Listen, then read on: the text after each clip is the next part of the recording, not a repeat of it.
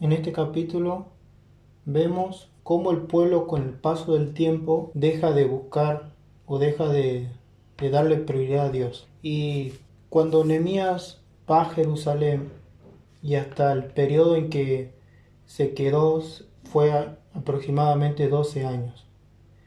Luego Nehemías decide volver a Persia y no se sabe cuánto fue el tiempo en que Nehemías estuvo en Persia y luego volvió a Jerusalén. Pero cuando él volvió, se encontró con un panorama totalmente diferente. Habíamos visto cómo el pueblo no solamente reconstruye los muros, sino que también deciden escuchar la ley de Dios, obedecer la ley de Dios, arrepentirse, darle prioridad al culto, ordenar las normas sociales, que la ciudad esté en orden, lo espiritual, lo social, lo económico, lo comercial. Es maravilloso. Pero en este capítulo vemos cómo hay como una caída. Y yo lo puse abandonando a Dios. Primero vamos a ver entre el versículo 1 y 3, que dice la ley de Dios. Dice lo siguiente, Nehemías 13 del 1 al 3. Aquel día se leyó en el libro de Moisés, oyéndole el pueblo, y fue hallado escrito en él que los amonitas y moabitas no debían entrar jamás en la congregación de Dios, por cuanto no salieron a recibir a los hijos de Israel con pan y agua, sino que dieron dinero a Balaam para que los maldijera. Mas nuestro Dios volvió la maldición en bendición. Cuando oyeron pues la ley, es decir, el pueblo, separaron de Israel a todos los mezclados con extranjeros.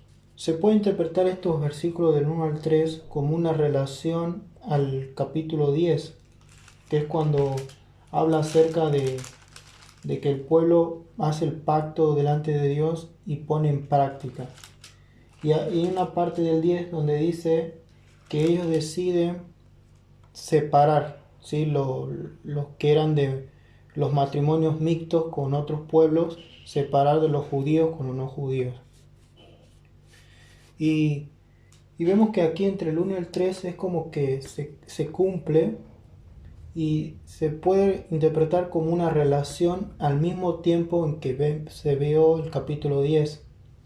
Luego del versículo 4 hasta el final del capítulo es después de que Nehemías vuelve o regresa, porque Nehemías se va a Persia y vuelve.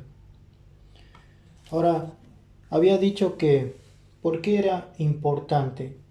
O sea, Dios le dijo a los judíos cuando salieron de Egipto, de la esclavitud y estaban en el desierto, y tenían que pasar por la tierra de los amonitas y los moabitas, estos pueblos no querían que Israel pasara. Y contratan a un profeta, que es el famoso Balaam, la historia de Balaam, que lo contratan para que maldiga al pueblo. Pero Dios convierte esas maldiciones en bendición. Y es muy interesante. Había dicho que no es que Dios hacía como una discriminación con otros pueblos, sino que había un propósito de que el pueblo de Israel primero obedeciera a la ley de Dios, los mandamientos de Dios, y que ellos con sus testimonios y sus vidas pudieran ser de bendición para otros pueblos. Si recordamos la promesa de Abraham a Dios, en ti serán benditas todas las naciones, y esa bendición o esa trabajo de misionero, se podría decir, que tenía el pueblo de Israel, era llevar el Evangelio. Y por eso Dios había prohibido esta mezcla entre matrimonios. ¿Por qué? Había dicho que anteriormente, en los capítulos anteriores, de que los matrimonios mixtos con extranjeros era una pérdida de identidad del pueblo mismo, del pueblo de Israel. Y que al hacer estas mezclas el mensaje de Dios se corrompía. Y también se corrompía la fe por esa unión. ¿Y por qué? Porque de alguna manera los pueblos ajenos adoraban muchos dioses. Y vamos a ver al final del 13 de por qué no se debía pasar esto. Porque no solamente era una unión entre dos personas, sino que también era una mezcla entre distintas culturas y religiones. Entonces los pueblos paganos tenían el hábito de adorar muchos dioses. Y esto de alguna manera dañaba la vida espiritual de los judíos. Y también que producía todo esto era consecuencia desastrosa para la vida moral y espiritual. Y también se caracterizaba esto por un desenfreno sexual en los cultos a estos ídolos. Ahora, ¿de qué nos sirve todo esto, no?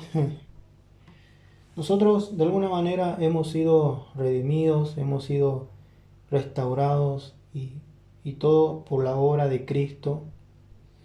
Y tenemos una nueva identidad y tenemos un nuevo propósito de vida desde el momento en que decidimos seguir a Dios, ¿no? Ahora, este tema del matrimonio, el versículo 3 es muy interesante porque dice que cuando oyeron la ley que decía esto, separaron de Israel a todos los mezclados con los extranjeros. Es decir, que el pueblo de alguna manera obedece a la ley de Dios y deciden separar. No es algo muy agradable esto, obviamente, porque habían afecto y cariños, pero Dios debía ser el primer lugar. Ahora, una aplicación muy práctica es, primero debemos esforzarnos en que con la persona que estoy casada, nuestra vida refleje a Cristo glorificado, anunciando el Evangelio con acciones de amor como marido y mujer, como padres, como abuelos, como hermanos y amigos en Cristo y con cualquier prójimo. Es decir que un matrimonio es eso, ¿sí? Pero no solamente con el cónyuge, sino también con la bendición que quizá Dios nos da de ser padres o ser abuelos o abuelas, pero también con todas las personas que nos rodean. Y también es una forma de cuidar el mensaje del Evangelio, o sea, procurar entre mi cónyuge de cuidar el mensaje del Evangelio que no se corrompa por malas acciones o malas obras que yo puedo hacer. Y que yo pueda reflejar hacia mi pareja ese Evangelio sin mancha. También se podría decir que deberíamos prestar atención en cuidar nuestras vidas espirituales y moral, sabiendo que el pecado puede dañar no solamente mi vida, sino también la de mi esposo o mi esposa, pero también de mi familia y todo mi entorno. Y de alguna manera, esta acción que toma el pueblo es una invitación a que nosotros somos llamados a no diluir el mensaje de Dios.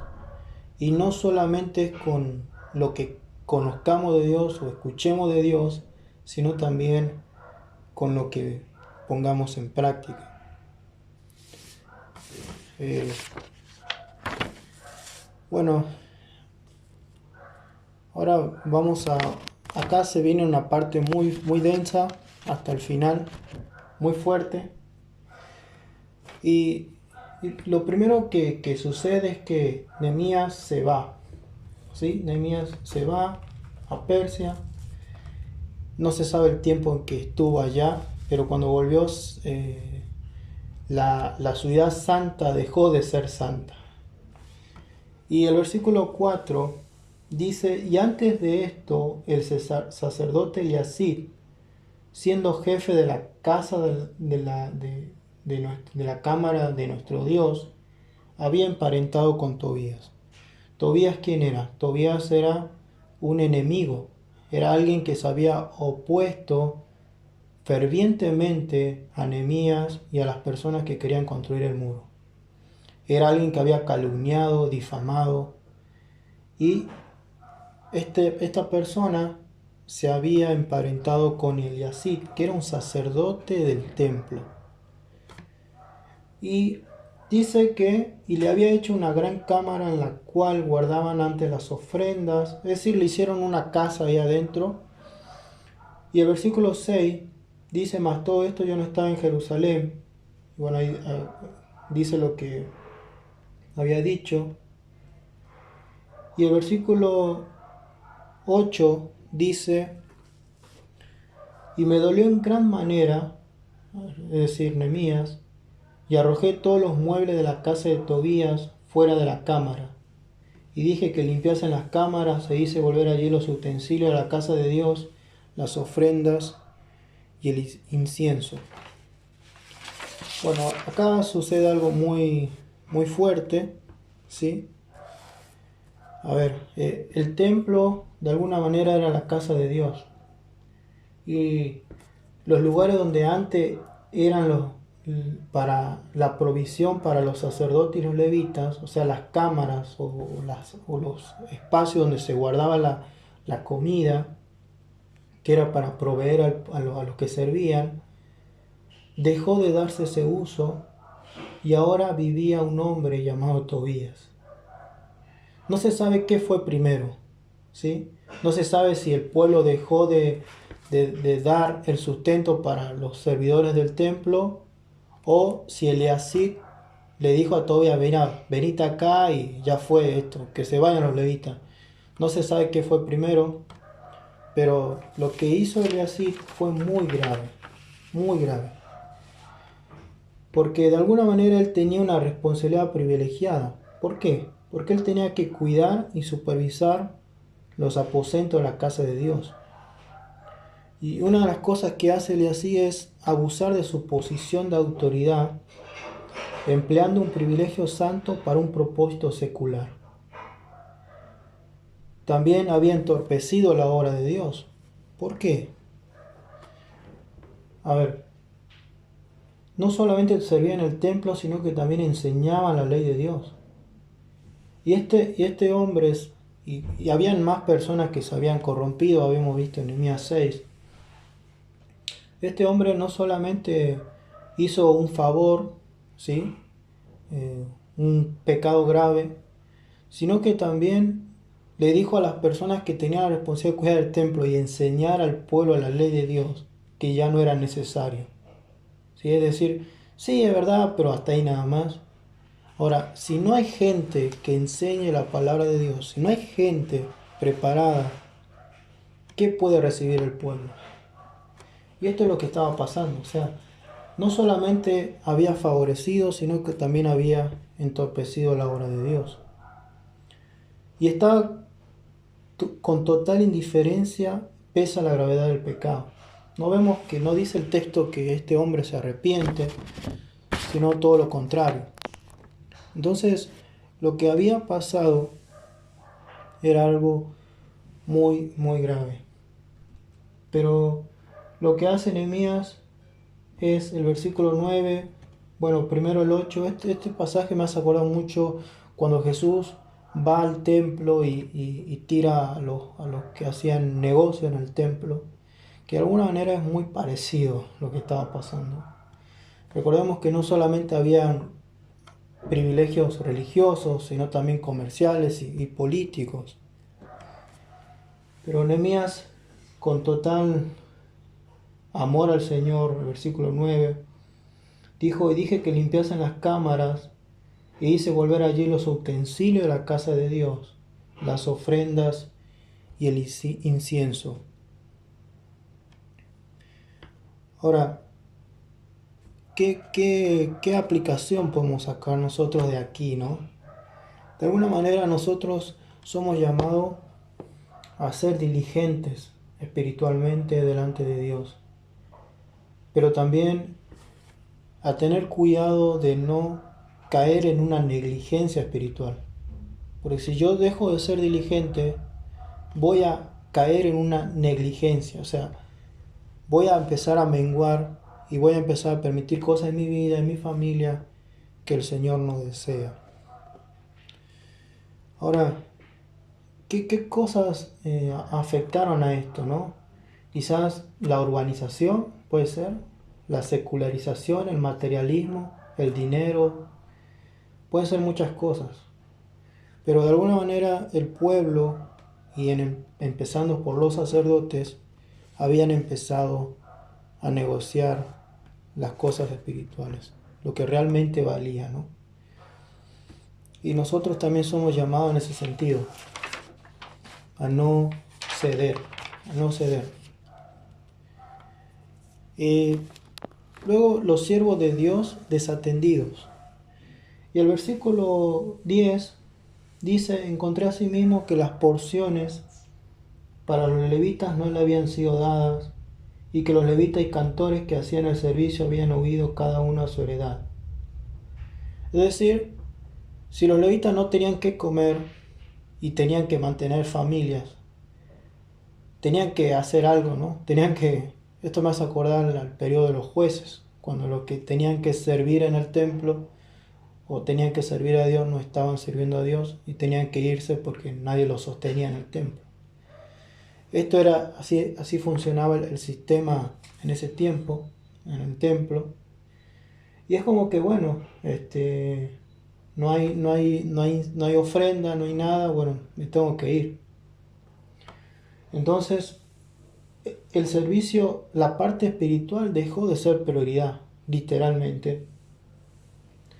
Y el versículo 11, Nehemías dice: entonces reprendí a los oficiales y dije: ¿por qué está la casa de Dios abandonada? Y los reuní y los puse en sus puestos. Y todo Judá trajo el diezmo del grano, del vino, del aceite a los almacenes. Y el versículo 13 dice: y puse por mayordomos de ellos a sacerdotes Selemías y al escriba Sadoc. O sea, Nehemías empieza a delegar nuevas personas. Y de los levitas a Pedaías, y al servicio de ellos a Anán, hijo de Zacur, los hijos de Matanías, porque eran tenidos por fieles. Es decir, eran personas que Nehemías designa porque tenían buen testimonio. Y ellos tenían que repartir a sus hermanos, es decir, los diezmos, las ofrendas y todo eso. Bueno, de alguna manera nosotros sabemos que somos templo del Espíritu Santo, ¿no? Que el Espíritu de Dios mora en nosotros. Y que así como la prioridad era que ese templo se usara para los usos que Dios había determinado, nosotros también fuimos llamados para servir a Dios, pero para hacer lo que Dios desea que nosotros hagamos. Que nuestro cuerpo, nuestra vida, todo lo que nosotros somos, glorifique a Dios. Y que lo espiritual sea prioridad antes que todo. Luego, un mal aprovechamiento del día del Señor. Había dicho que en el capítulo 10, que el día del Señor, el día sábado, no era solamente una ceremonia o un recordatorio de cómo Dios había liberado a los judíos de la esclavitud de Egipto, sino que también era un día para descansar. Era un día donde el padre de familia pasaba tiempo con su esposa, con sus hijos, donde el que criaba el ganado pasaba tiempo con los animales, donde los animales descansaban, donde se declaraba implícitamente que el Señor era el dueño de toda providencia y que no importaba si trabajaban 5 o 4 días, el Señor los iba a proveer. Pero acá empezó a cambiar la cosa, ¿sí? ¿Por qué? Porque el pueblo, los negociantes, los comerciantes, empezaron a trabajar el día que estaba prohibido. ¿Y cuál era el propósito? Bueno, ganar más dinero, ¿sí? Beneficiarse más y dejar a Dios de lado. Entonces vemos que en el versículo 15 dice: en aquellos días vi en Judá algunos que pisaban en lagares en el día de reposo, y que acarreaban haces y cargaban asnos con vino, y también de uvas, de higo y toda suerte de carga, y que traían a Jerusalén en día de reposo. Y Nehemías dice: y los amonesté acerca del día en que vendían las provisiones. Versículo 17: Y reprendí a los señores de Judá y les dije, ¿qué mala cosa es esta que vosotros hacéis profanando así el día de reposo? Y les recuerda, versículo 18, ¿no hicieron así vuestros padres y trajo nuestro Dios todo este mal sobre nosotros y sobre esta ciudad? Y vosotros añadís ira sobre Israel profanando el día de reposo.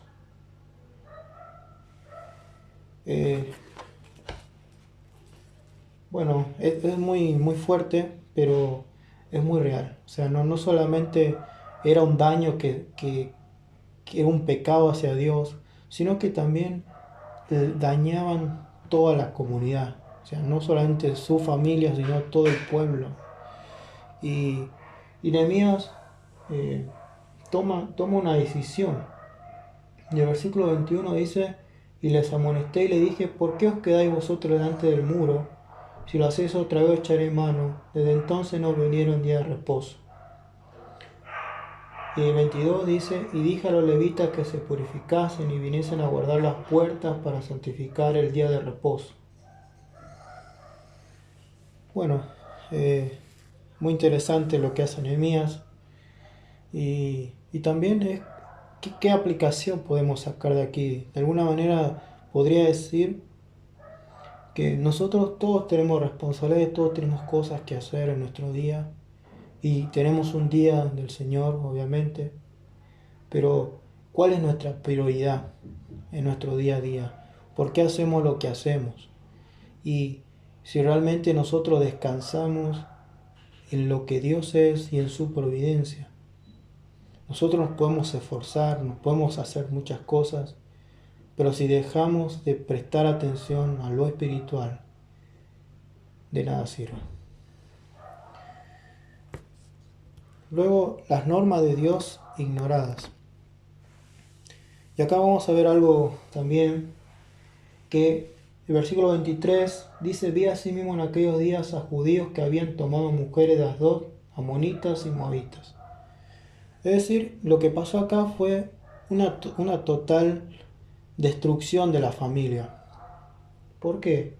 El 24 dice, y la mitad de sus hijos no hablaban la lengua de Asdod, porque no sabían hablar judaico, es decir, hebreo, sino que hablaban conforme a la lengua de cada pueblo. Es decir, los hombres se habían mezclado con mujeres extranjeras y viceversa, y esto trajo un gran problema. No solamente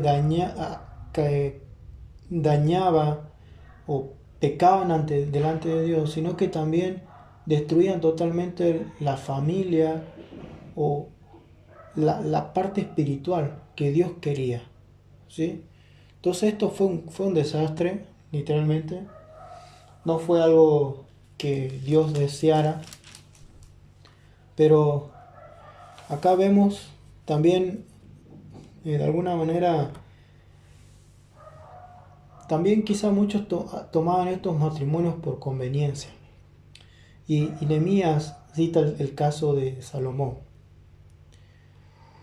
Y el versículo 25 dice, y reñí con ellos, y los maldije, y herí a algunos de ellos. Bueno, acá no sé si es tan así lo que dijo, o sea, maldije y herí.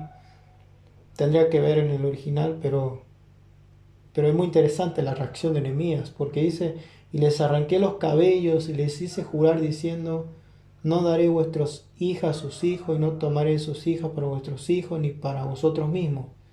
Y acá plantea, ¿no? 26. ¿No pecó por esto Salomón, rey de Israel? Bien que en muchas naciones no hubo rey como él, que era amado de su Dios, y Dios lo había puesto por rey sobre todo Israel. Aún a él le hicieron pecar las mujeres extranjeras. Recordemos que Salomón tuvo muchos matrimonios y muchas de estas mujeres eran de otros pueblos que adoraban a dioses. Entonces Salomón, como favor, lo que hacía era un mini templo en los lugares altos. Y en esas situaciones Salomón llegó al punto de adorar a otros dioses. Y el pueblo vio todo eso. Y el pueblo siguió al reino. Entonces, también esto es como un llamado de atención a nosotros, ¿no? De realmente Porque si nos quedamos hasta el capítulo 12, podemos decir, el libro de Nehemías es increíble, es perfecto, el pueblo de lo abajo surge hasta arriba y obedeceremos a Dios, haremos esto, aquello. Pero en el 13 vemos la realidad. Vemos que con el tiempo el pueblo empieza a decaer. Y de alguna manera somos nosotros. O sea, somos nosotros. O sea, somos nosotros. Es nuestra naturaleza. Pero gracias a Dios que tenemos a Cristo, ¿no?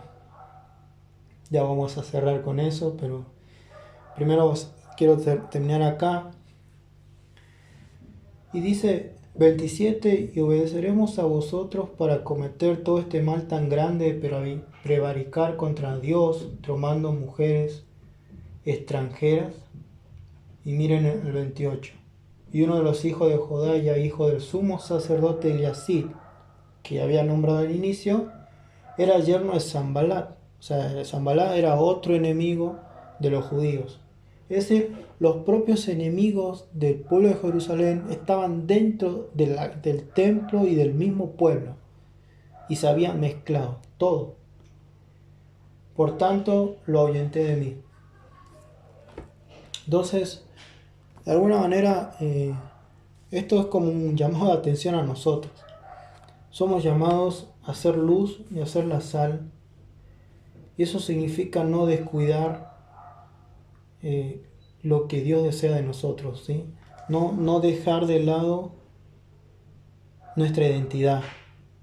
Que no somos llamados a negociar lo que somos delante de Dios por lo que esta sociedad, por lo que este mundo o este sistema o esta forma de pensamientos que existe en esta sociedad nos quieren hacer creer que no pasa nada y que está todo bien, cuando sabemos que sí pasa algo y que hay una consecuencia espiritual y una destrucción no solamente de nuestra vida, sino también de nuestra familia, de nuestro entorno y de todo lo que nos pueda importar. No sé si se cortó. Pero para ir cerrando, quiero resaltar algo muy interesante. Y el versículo 14, quiero que veamos un poco la reacción de Nehemías. No solamente toma decisiones, sino que también fue un líder que de alguna manera dependía totalmente del Señor.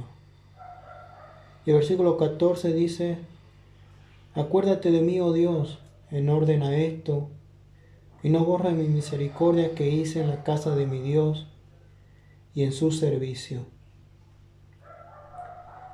Al final del versículo 22, vuelve a orar y dice: también por esto acuérdate de mí, Dios mío, y perdóname según la grandeza de tu misericordia. Versículo 29. Acuérdate de ello, Dios mío, contra los que contaminan el sacerdocio y el pacto del sacerdocio y de los levitas. 30. Los limpié pues de todo extranjero y puse a los sacerdotes y levitas por sus grupos, a cada uno en su servicio. Y para la ofrenda de la leña en los tiempos señalados y para las primicias. Acuérdate de mí, Dios mío, para bien. Muy bueno. ¿Qué podemos sacar de todo esto de alguna manera? Que nosotros tenemos que estar alerta, ¿sí? Alerta. Creo que la carta de Hebreos habla muchísimo de esto, sobre estar despierto y no descuidar nuestra vida espiritual. Y lo que vemos acá en el libro al final es la condición del ser humano, que por más que se esfuerce por cumplir la ley de Dios, por obedecer a Dios, termina fallando. Y tenía que venir alguien mucho más superior que Nehemías, alguien que pudiera cambiar no solamente la conducta de las personas, sino también el corazón de las personas. Y damos gracias a Dios que fue Jesucristo que vino. Y damos gracias a Dios que Jesucristo fue el que cambió nuestra vida, nuestro corazón. Sin embargo, en el Nuevo Testamento vemos que somos llamados a cuidar esta salvación tan grande que nos ha sido dada, con temor y temblor, y a no dejar que el enemigo o que el pecado nos quiera arrastrar. Pero también aprendemos algo muy interesante, que no solamente es hacer acciones, sino también vivirlas, pero que la oración sea algo primordial, como lo fue en la vida de Nehemías.